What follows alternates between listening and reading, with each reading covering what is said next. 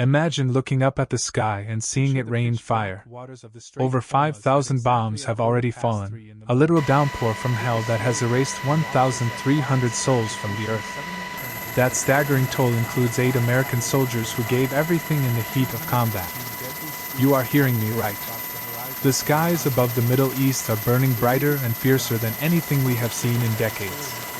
The sheer volume of airstrikes is double what we witnessed during Operation Shock and Awe back in 2003.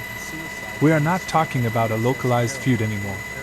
This is a sweeping storm of steel that is rewriting the map of the world while crude oil prices inch dangerously close to $120 a barrel. The whole planet is holding its breath, staring at the fatal misstep that lit the match. Who poked the bear?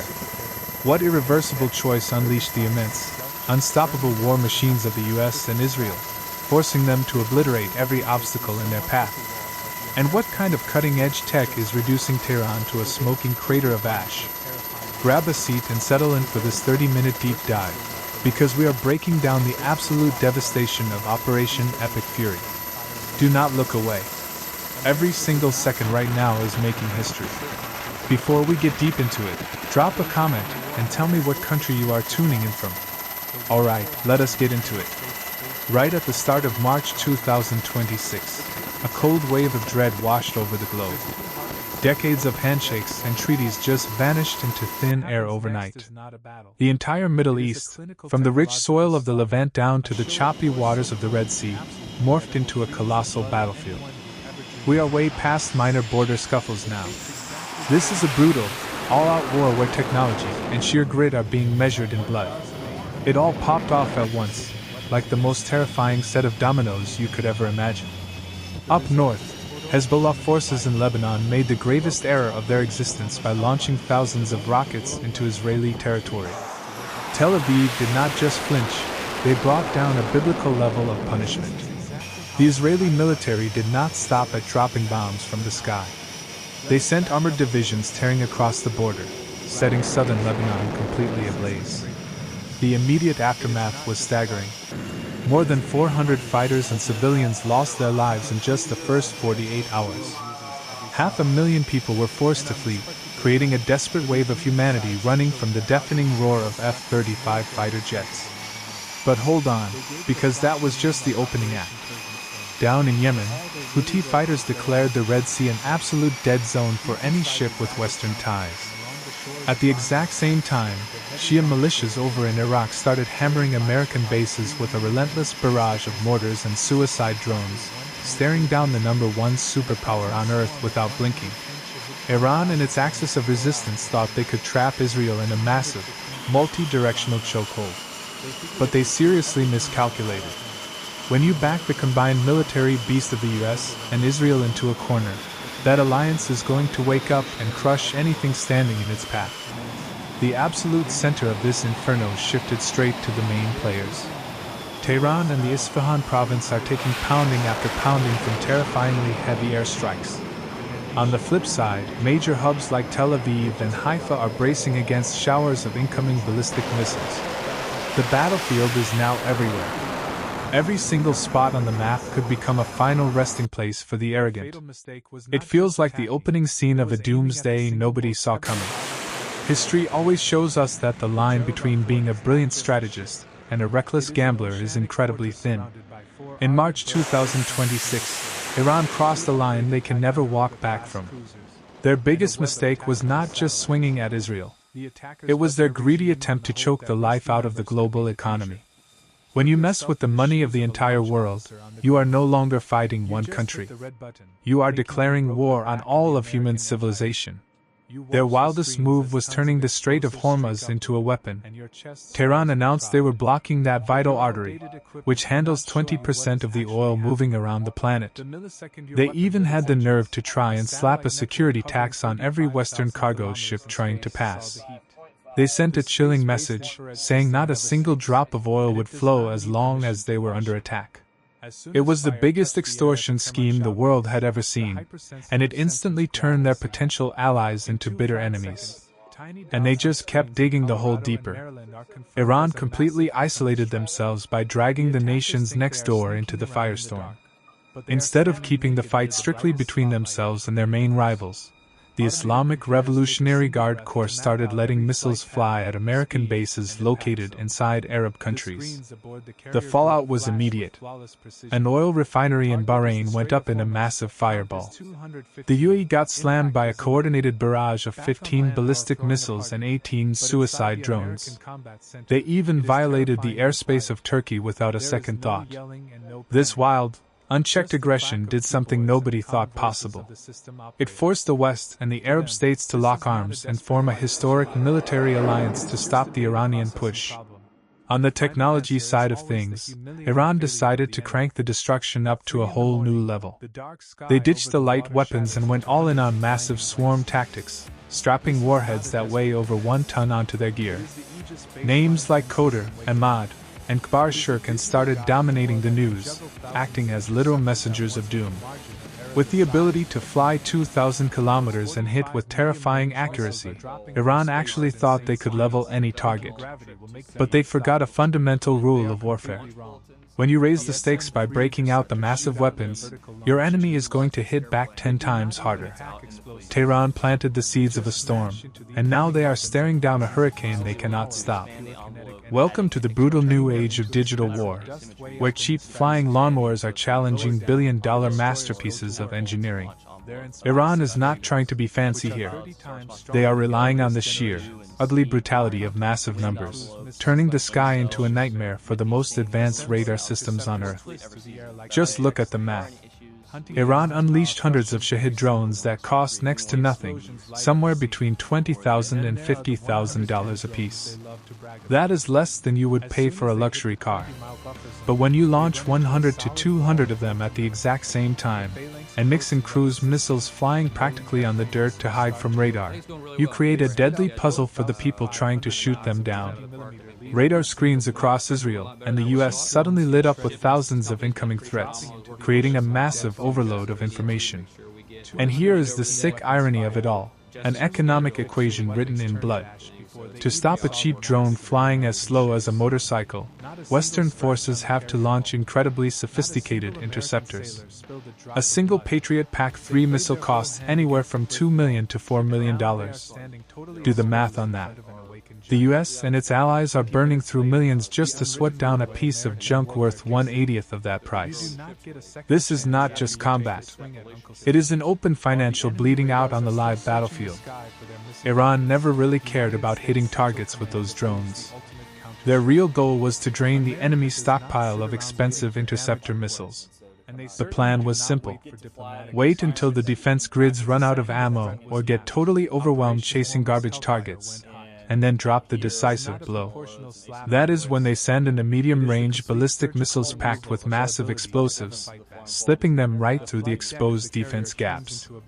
It is a cunning strategy, using tiny, cheap things to break massive, expensive things, turning million-dollar defense systems into clumsy giants trying to swat flies with solid gold sledgehammers.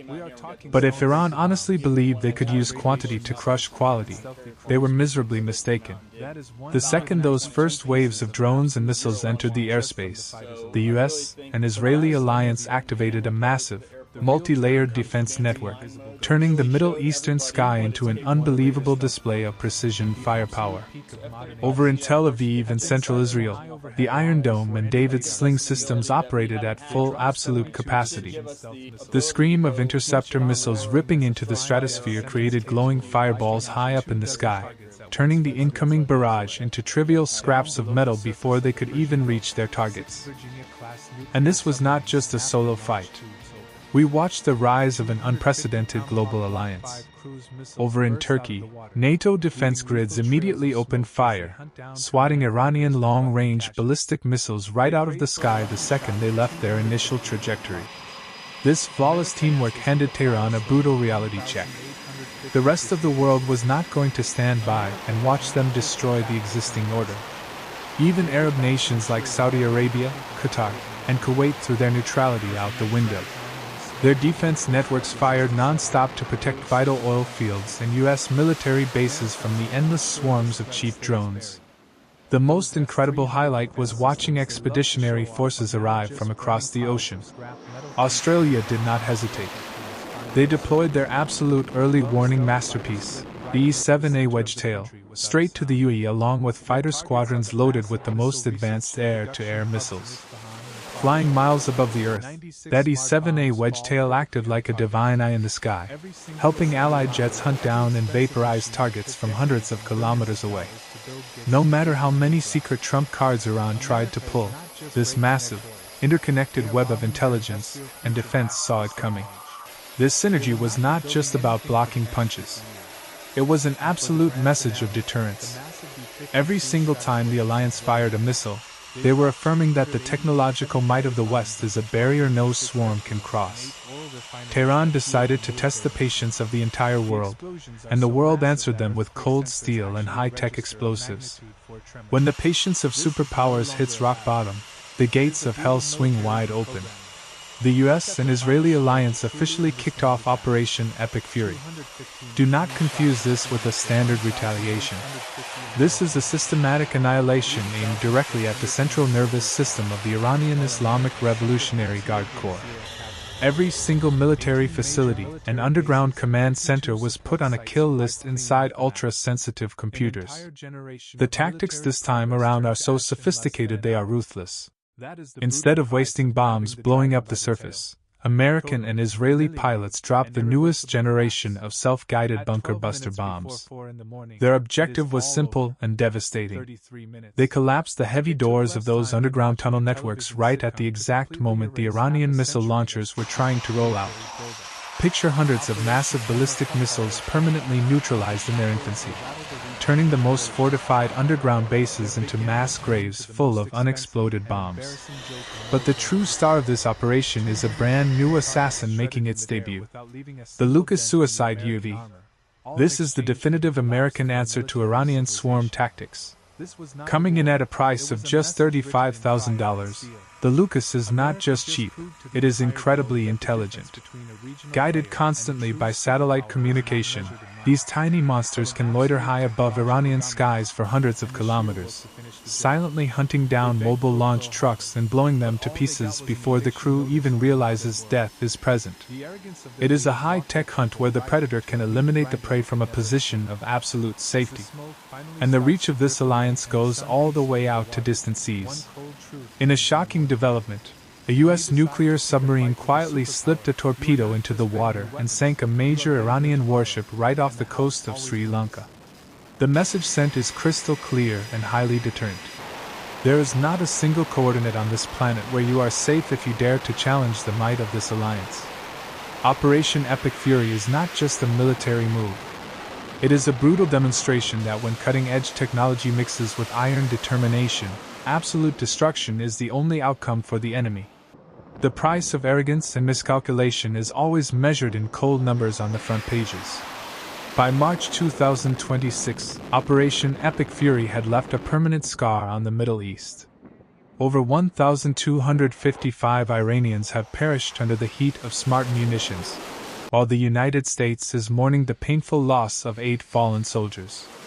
War by its very nature has no mercy, and target identification errors under immense battlefield pressure have led to horrific civilian tragedies.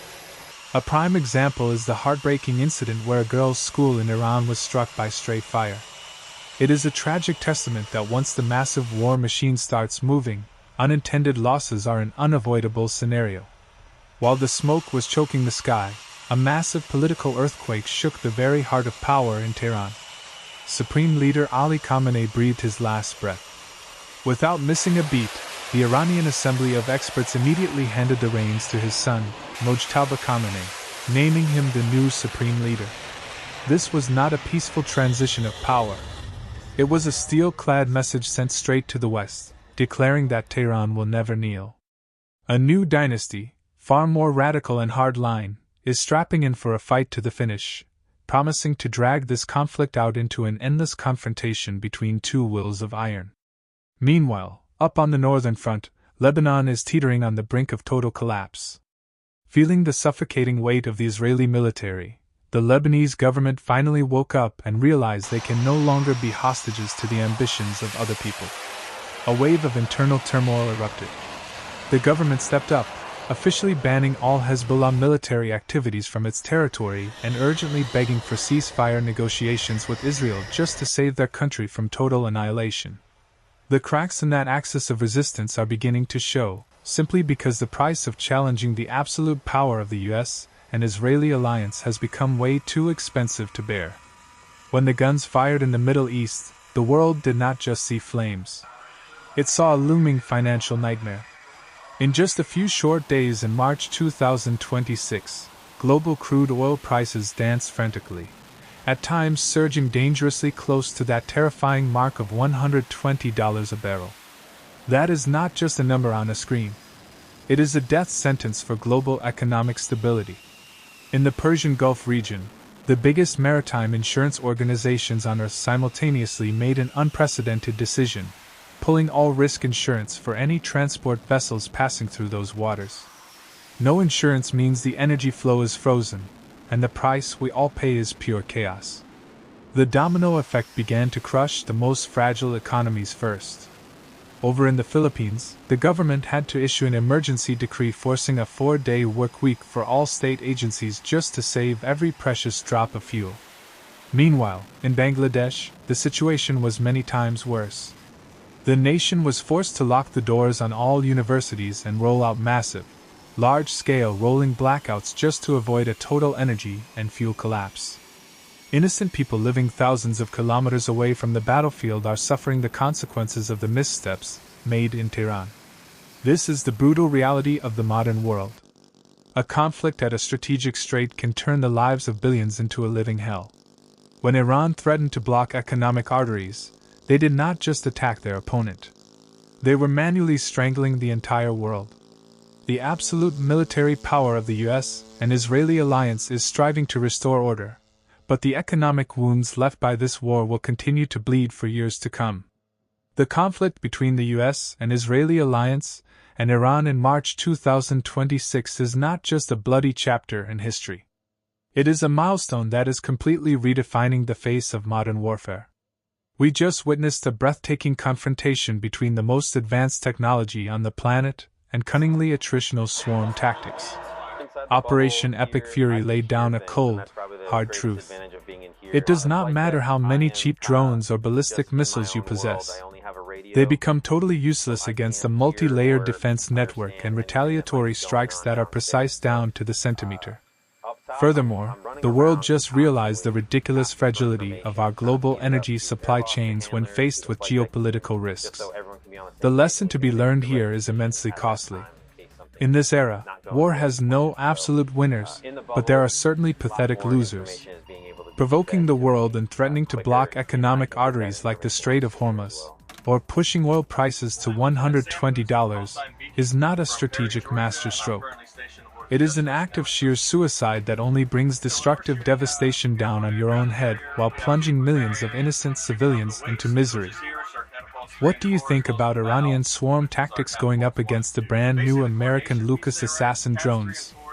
Will this war end quickly like President Trump claimed? Or is this just the beginning of a decades-long geopolitical restructuring? Leave your thoughts in the comments below, and thank you for staying with us throughout this 30-minute in-depth analysis today. Do not forget to hit like, share, and subscribe to support our military content production team. Goodbye, and I will see you out there on the next operation. Real power is not about how much you can blow up. It is about having the brains to not make yourself the target of an unstoppable fury.